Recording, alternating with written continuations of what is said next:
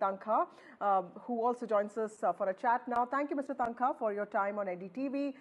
So you saw what happened yesterday and also throughout the session, several developments there. As a serious parliamentarian, what were your first thoughts? Personally, I'm a very sober and a focused parliamentarian.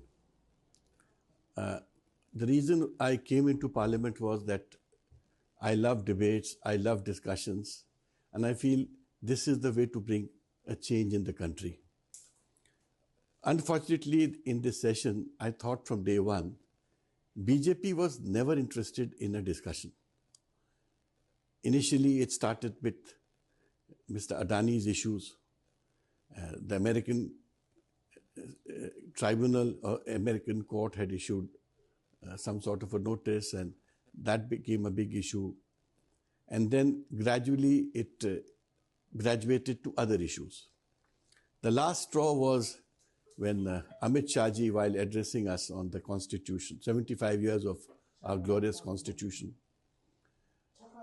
in that 1 minute, I thought something which he didn't imagine he would be saying, but he said that it came out of his thoughts, that when he spoke about Ambedkar, and he says if you took God's name as much as Ambedkar ji's, maybe you would have reached heaven. Now, I'm sure that was not a good statement to make. It was very derogatory in the sense that a home minister should not be talking like this at all.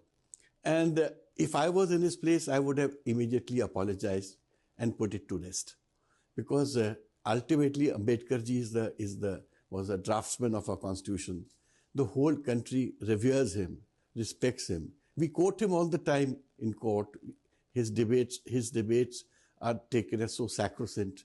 His words spoken at that time are believed as the words of wisdom, pearls of wisdom.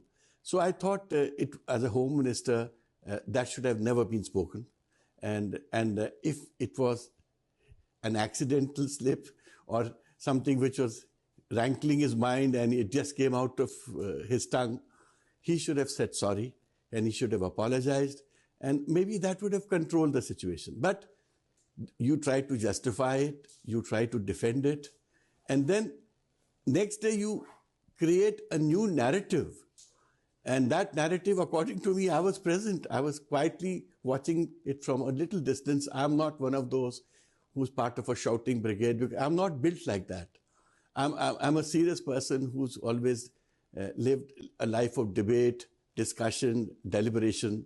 So I was watching. There was nothing that Rahul did that day to warrant the kind of accusations that were made on him.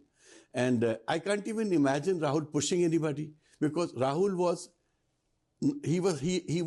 not on the stairs. In fact, they were occupying the entire space on the stairs, and they were blocking his way when he was trying to go up.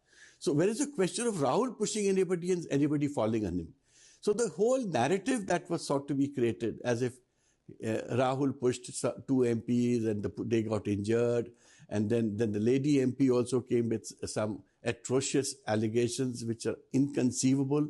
The whole nation didn't like it. The thinking people in India didn't like it. People know that these such narratives are politically created to divert attention. So I think overall it was a bad show.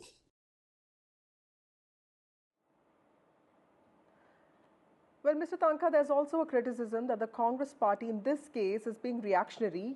It's becoming a statement-centric party that is in some ways centering its angst on a very small bit of what the Home Minister said, in his 90-minute-long speech.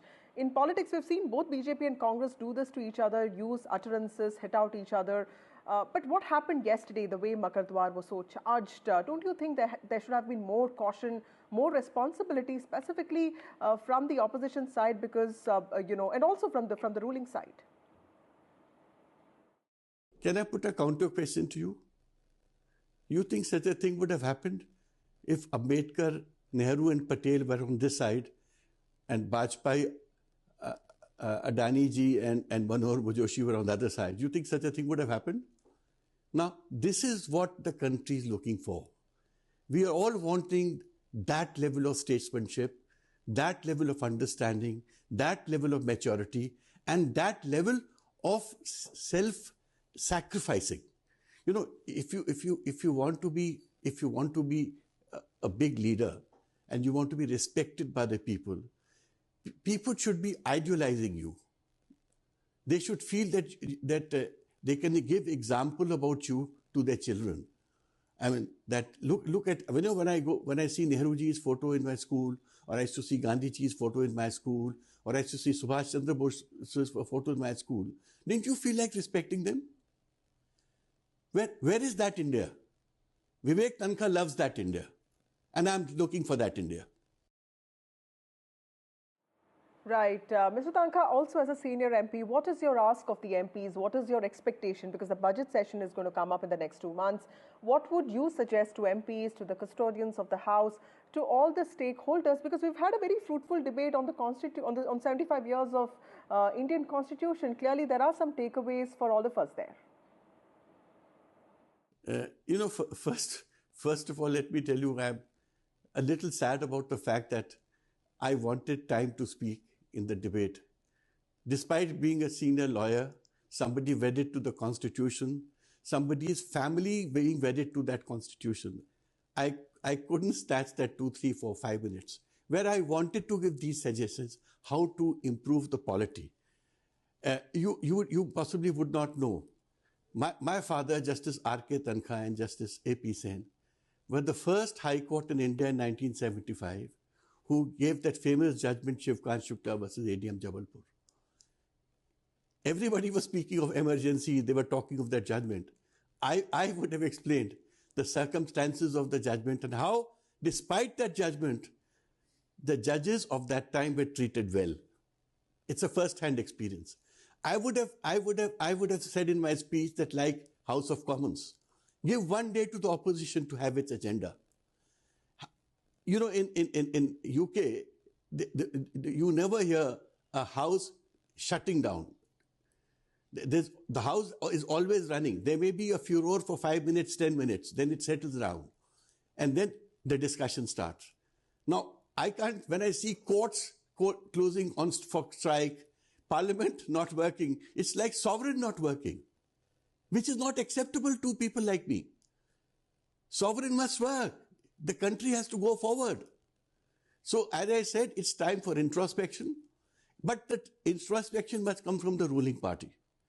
The burden to take a good atmosphere forward so that there's a congenial atmosphere to work in this country and in the Parliament the burden is on the ruling party, because they decide the events, they decide the agenda, and they virtually decide the time in the Parliament also.